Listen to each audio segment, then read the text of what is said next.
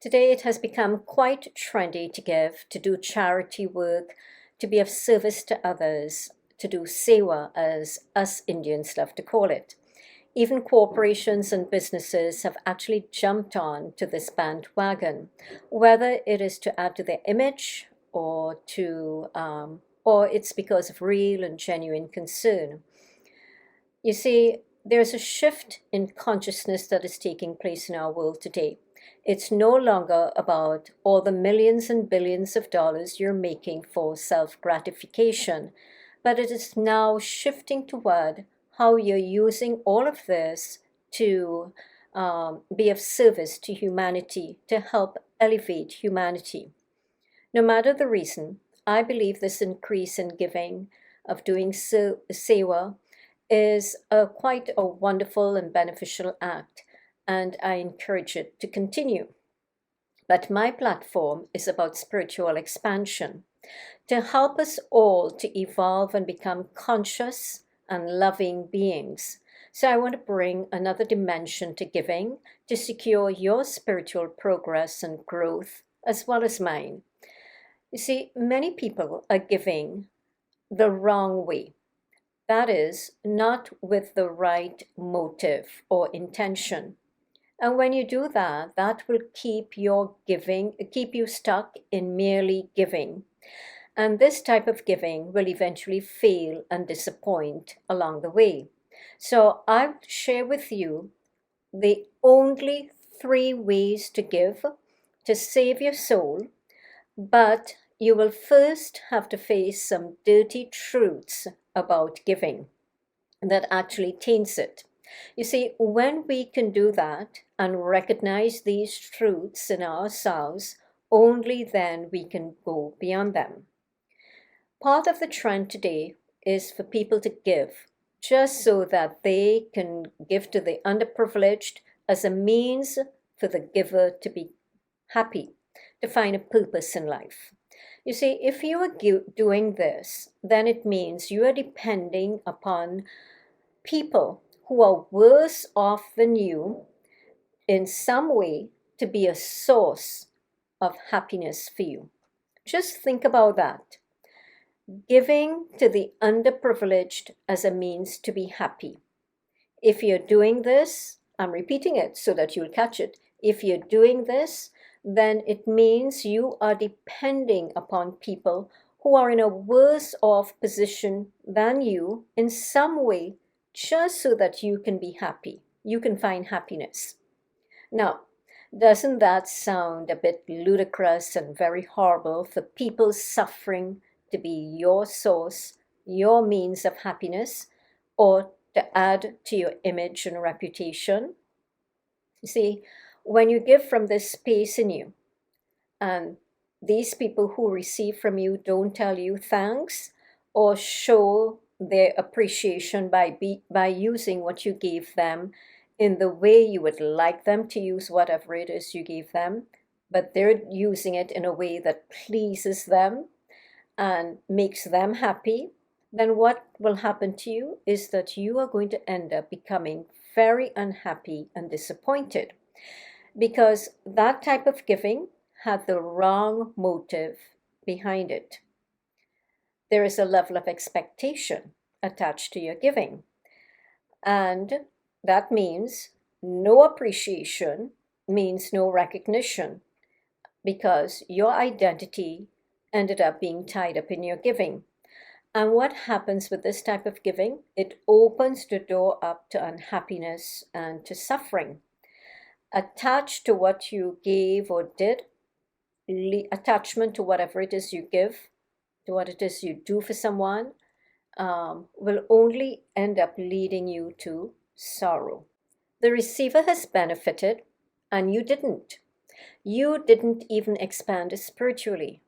Now, I don't want you to stop giving as long as it benefits the receiver such that it improves the person's life.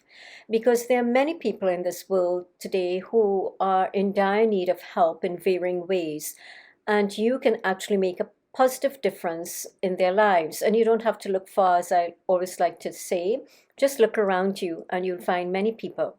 So keep giving, but what you have to do if it hurts is to fix in here, because it is good karma to give, but to give lovingly. If it hurts, your giving is tainted. You see, doing an act of giving is all about kindness. Kindness is not merely performing a kind deed, it is actually about the heart with which that act is being done. The compassion that you feel deeply within that moves you to do the good. Then there is no identity tied up to what you're doing, only the recognition, right? The need that you saw a need and you're doing it, and you're doing it with that compassion. So giving is not about you getting happiness, but it is about serving a need that you're in a position to do, even if it entails sacrifice, because you have enough love and care and genuine concern to contribute. To be in a position to give is actually a very sacred opportunity in life, so never miss out on that indispensable quality. And I will now share with you some ways to make your giving holy, because we're here for you to progress spiritually. Firstly, there are 3 ways to give so as to ensure it doesn't fail you by bringing you misery in some way. And the first way to give so as to prevent any misery from happening in your life is first to give sensibly. And I'll give you an example of this. If you decide you want to give help to someone who wants to borrow money from you, so if you lend, make sure you do so only if you can afford to never get it back despite a well-intended agreement or intention between both of you, because circumstances could actually change for the person. So, in other words, when you give like this, you're giving detached. You can afford to lose it, you're detached of whatever it is you're giving. And what will happen is if the person cannot give it back to you, then you wouldn't be disappointed. You know it is something that could have happened. It will save your relationship as you are prepared for such an outcome. Another way to give sensibly is to give, I like to say, give to add dignity to whoever it is you're giving. Let me give an example of that. Let's say, for example, someone who is on heavy drugs and comes to you and asks you for some money to buy some food. They're hungry, they don't have money to feed themselves or their family. And you give them money. Now, that is not giving responsibly. Because you know what will happen is that more than likely such a person is going to use that money to go and buy more drugs to feed his or her addiction. So what you have to do in order to add some dignity to that human being's life is to go and buy the food and give it to him or her to feed their family. What you would have done then is you would have added value to that person's life instead of contributing or enabling the addiction.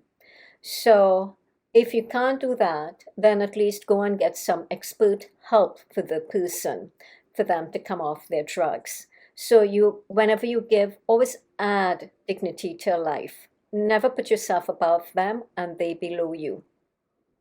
Give. The other way to give so as to not cause misery in your life is to give, of course, without expectations. In other words, you become detached from what you give or whatever it is you do, whatever help you offer. So you are left free within. So you give without any pride, without any ego. You do not form some identity to whatever it is you give. Look at what I have done. Everybody, please recognize me, bow to me, say thanks to me. When you give freely in this way, there is no misery that could come upon you. You have no expectations of even a thank you. Excuse me. The third way to give to prevent any misery is, of course, to always make sure when you give, to give from that already state of joy. And let me explain what joy is. People tend to think joy is about, oh, happy, I'm so happy to give. No.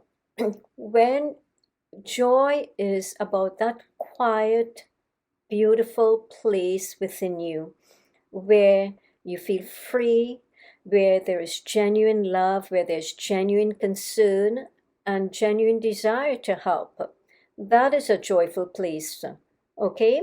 So when you give from that state, what happens is that you are not going to be waiting in order to feel happy that you've given.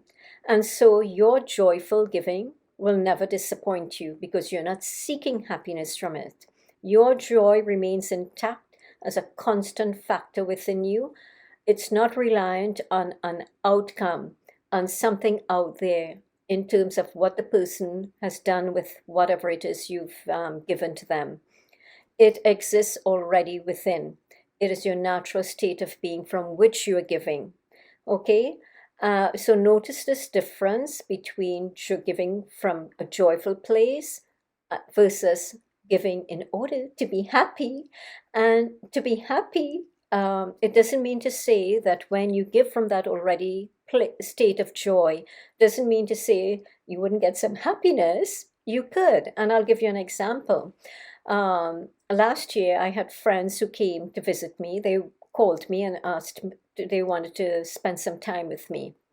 And we hadn't done that in 10 years. And I'll be honest, along those 10 years, sometimes I often wondered if they forgot me. Anyway, I had a choice. I could have said, you know what, they forgot me, I'm not going to have them over. I'm not going to really be bothered. But I'm not that type of person.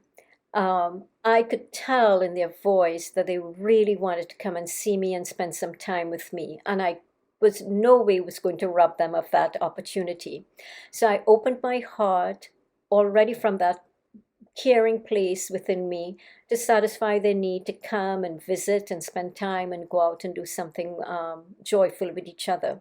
So they came and they probably didn't know I was doing this, but I was actually watching and noticing and observing how happy they were here to be with me and to be together. And that brought me a lot of happiness. I felt happy and we had a happy times. So giving from that place of joy doesn't mean to say happiness is exempted. Of course, that just adds to everything, right? You know, in scriptures, in particular in the Holy Bible, in I believe it is 2 Corinthians chapter 9 verse 7, it says, every man according as he purposeth in his heart, meaning the heart must be genuine, let him give, not grudgingly, in other words, not unlovingly, or of necessity, in other words, so as to improve your image. For God loveth a cheerful giver. So whenever you give, remember you're giving because it's of God. See your giving as an offering to God because God loves a cheerful giver. So give from that cheerful place. Okay, now I'm going to share with you some ways to make your giving holy. There is a saying, give until it hurts. And there are some people who actually do that because they overextend themselves. And when they do that, they end up reaching a tipping point. And these people have a tendency to not be able to say no to overextending themselves because generally what they do is they seek approval and acceptance through their giving. But if you're one of these people, when you reach that tipping point, whereby you end up getting very grumpy and tired, and you're doing that giving because you're seeking approval and acceptance through it, you actually make your giving very loveless and unholy. So you taint that giving. Keep giving, as I would always keep reminding people, please to keep giving as the receiver needs to help. But what you need to do is to start altering how you go about doing your giving, how you're helping. And because this is for the sake of your soul. And when you reach that tipping point, just so that you are not going to be affected negatively spiritually, what I suggest and recommend to you is to get somebody else to help in place if you can. And if you cannot find additional help and you are the one who have to do it, then I would suggest to you to step away a bit, so that you can start to fix within, and when in here is okay, then you can return to help. Because all of us have to realize that we only have a certain limited capacity from which we can give, okay? Give of ourselves. So, in order to keep your giving holy, this is what you have to do: get help, other people to step in and help for you, or you step away briefly to fix within and then return to help so that you can give lovingly and freely and caringly. The second one I would say is keep the presence of the divine or God in your giving. You see, if you view yourself as the one who is giving, your identity is going to get all tied up in the giving. And you would start to make a lot of noise about your good deed. And it will make your giving very impure. You would start to brag and boast. You would want recognition, a pat on the back, look what I'm doing. But if you see divinity in the giving, the power of God, then you know that giving is from that sacred source, and it is happening through you as you being the instrument. And this will allow your giving to flow freely and lovingly out of you. And then you're truly free. And that giving will really come from a place of joy because you would be only too glad to be God's helper on this earth. When giving becomes very impatient and abusive, such as to the elderly, then you know you have reached a tipping point. So here is another way that we're going to make your giving holy. You see, many people, and I admire, especially in families, who step up to help the elderly. And even so, this is not just about people working in nursing homes who are giving to the elderly or in retirement homes. It's about any one of us who are reaching out to help family, to help an elderly person. And often in families, you would find that the one who steps up to do it, their identity gets caught up in giving. I am the one helping. I am the one taking care of my parents, my grandparents, my elderly uncle, my elderly aunt, my cousin, whoever it is. And when this happens, because remember, I'm not down crying the fact you're helping. I think it's a beautiful thing to be able to do this. What I want to do is to help you now, your soul, to be okay.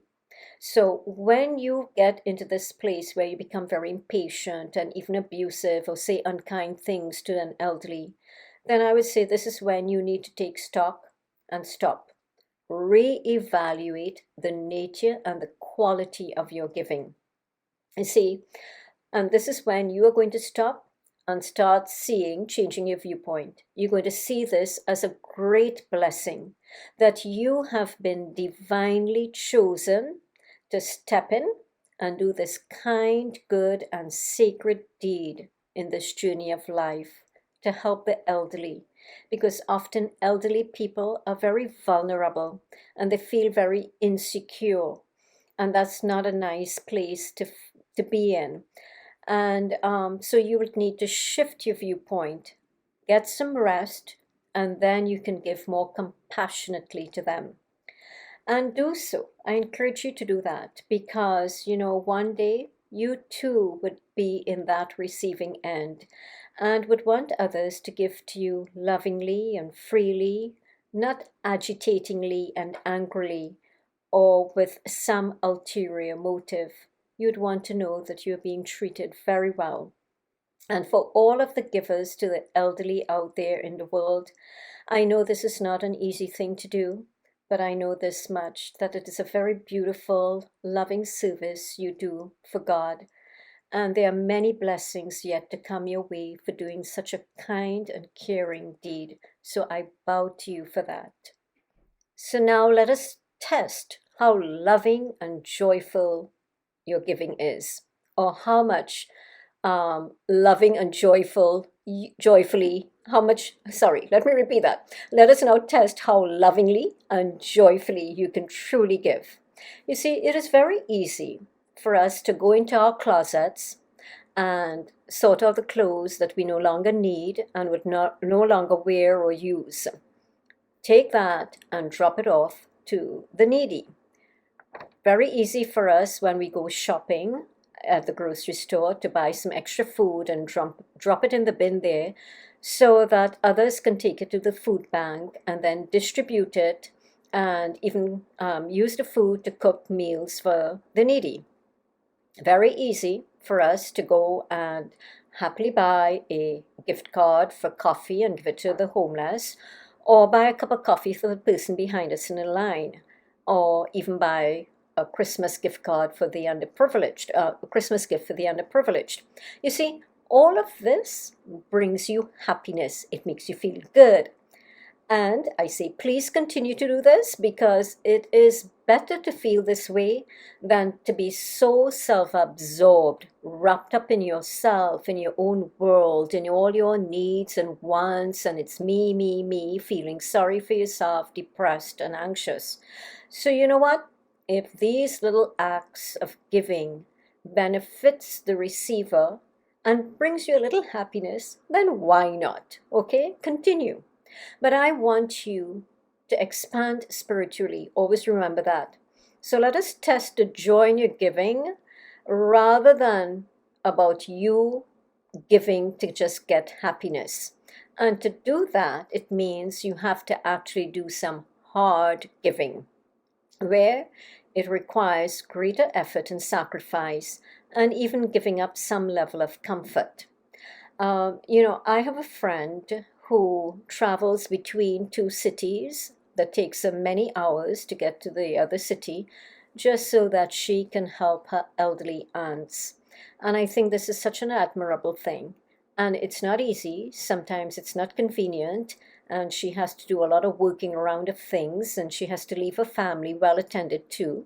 Okay, so I know this is not an easy thing.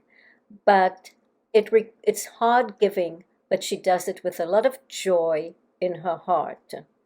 So now, to test your giving, to take it up a notch up, instead of giving away unwanted clothes, see how joyfully and lovingly you can take an article of clothing that you really love and give it to someone who needs it. See if it hurts or if you do it freely. Instead of collecting food, why not go and buy the food? Instead of buying food and dropping it off at the food bank, why not buy some food and go and deliver it to a needy family who you know personally?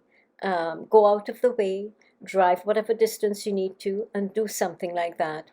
Or how about buying the food, cooking it, and serving the needy, if it's still allowed today, because I know given the COVID situation, things have changed.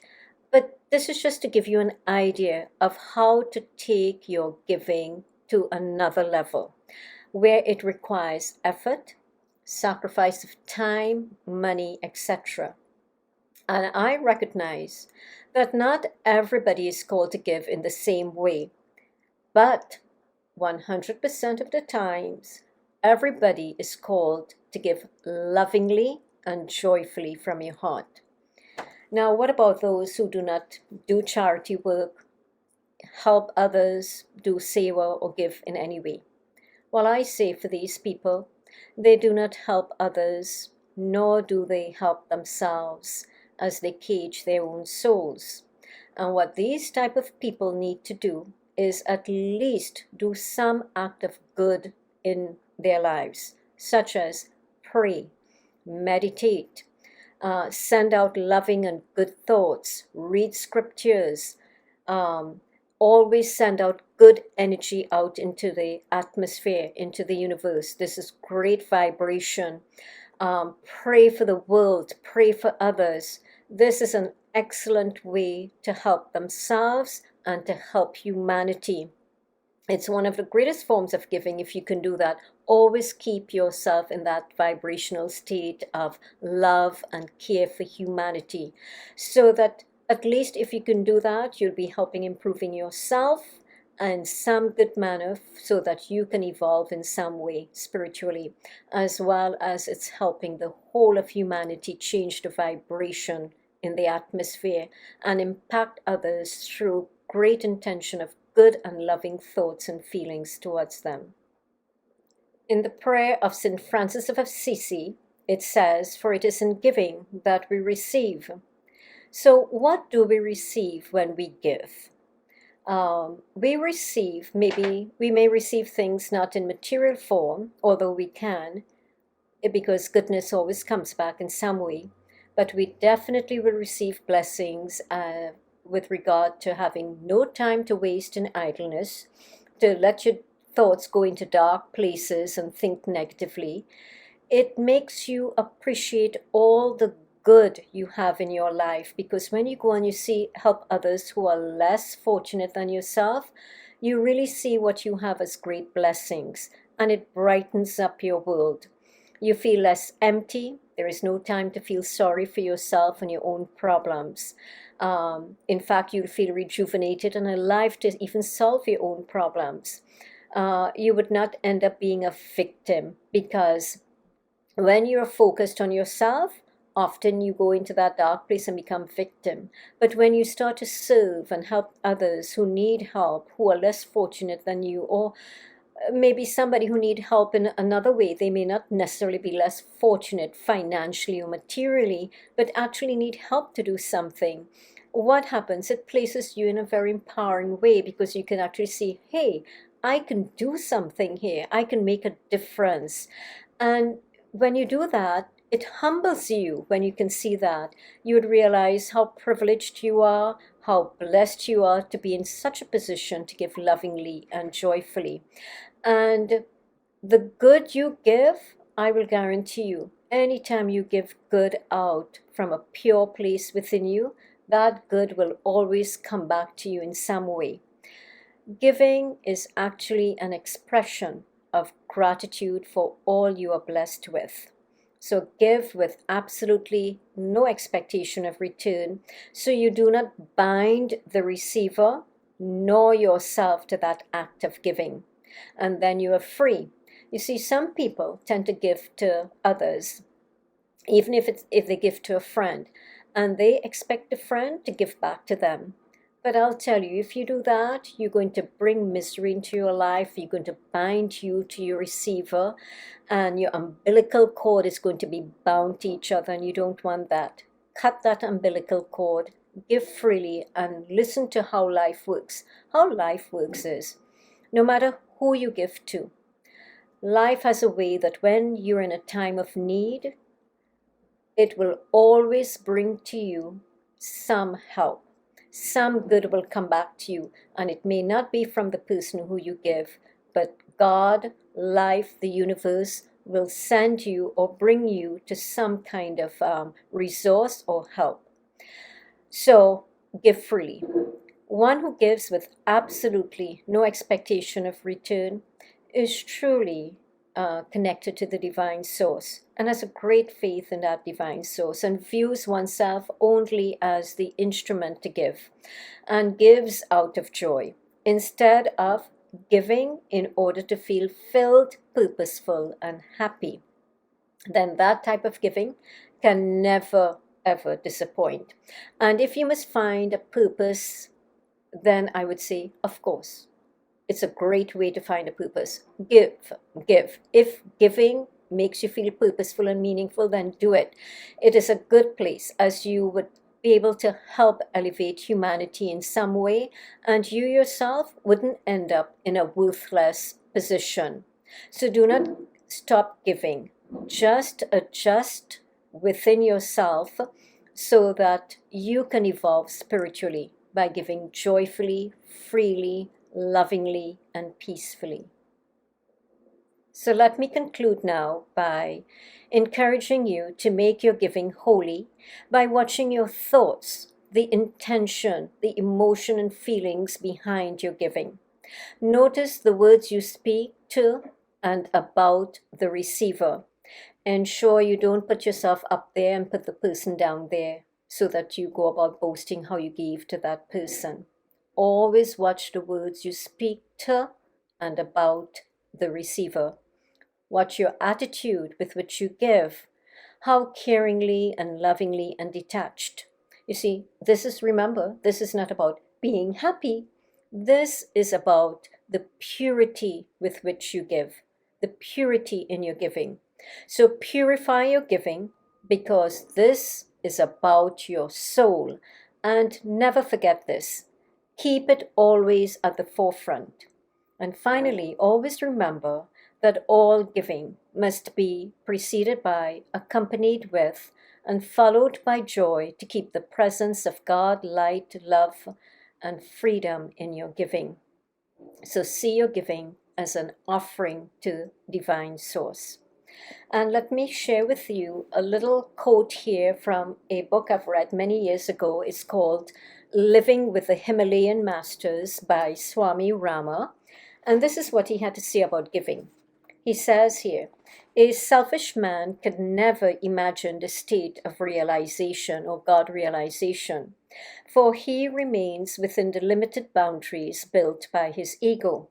A selfless man trains his ego and uses it for higher purposes. Selflessness is one common characteristic that we find among all great men and women of the world. Nothing could be achieved without selfless service.